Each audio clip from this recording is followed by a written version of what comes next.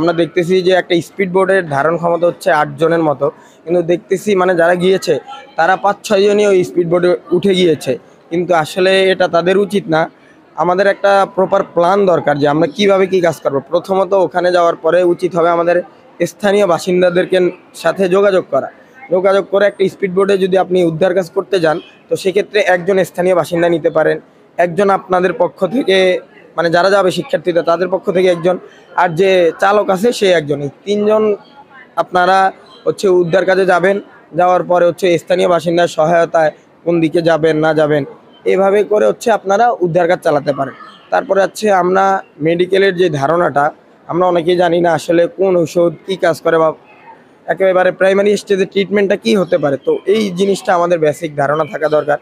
আর আরেকটা তো না বললেই নয়, যেটা হচ্ছে সাঁতার। সাঁতার তো একেবারেই মানে ম্যান্ডেটরি। আপনি সাঁতার না পারলে আপনার ওখানে কোনো যাওয়ার মানেই হয় না।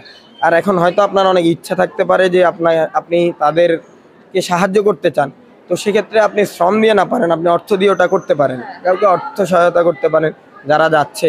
তো এই জিনিসগুলো আসলে আপনাদের মাথায় রেখে যাওয়া উচিত।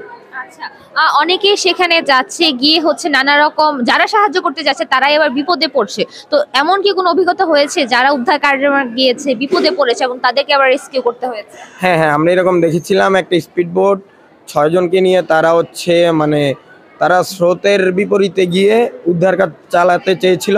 তো সেক্ষেত্রে ওই স্পিড বোটটা হচ্ছে তলিয়ে যায়। তলিয়ে যাওয়ার পরে ওই স্পিড বোটে ৪ জন থাকে আর ২ জনকে পরবর্তীতে অন্য একটা রেস্কিউ টিম উদ্ধার করেছে। আমরা এরকমটা ওখানে থেকে দেখতে পেয়েছিলাম। আচ্ছা, আপনি তো সেখানে গিয়েছিলেন, আপনি কোন কোন এলাকায় গিয়েছিলেন ত্রাণ সামগ্রী দিতে?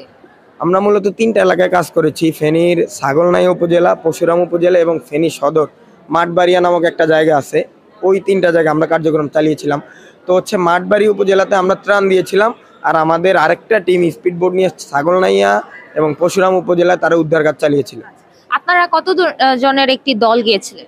আমরা ১১ জনের একটি টিম গিয়েছিলাম। গিয়ে ওখানে 5টা টিম ভাগ হয়ে যায়, 2 জন করে আমরা, আর ওখানে স্থানীয় বাসিন্দা নিয়েছিলাম 1 জন করে প্রতিটা টিমে।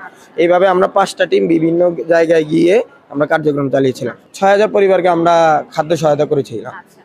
একটু অন্যতম গুরুত্বপূর্ণ বিষয় হচ্ছে যারা ত্রাণ সহায়তা দিতে তারা জানেও না যে আসলে তাদেরকে কি ধরনের খাবার দিতে হবে বা পণ্য দিতে হবে। সেই বিষয়ে যদি একটু আমাদেরকে বলতেন তাহলে যারা যাবে তাদের জন্য সহায়তা হবে সেই সামগ্রীগুলো নিয়ে যাওয়ার ক্ষেত্রে।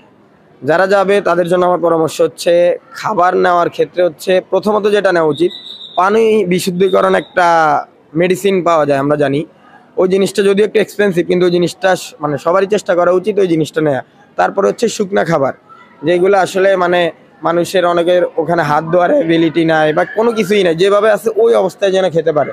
তো সেই দিক বিবেচনা করে আমরা বিস্কিট নিতে পারি।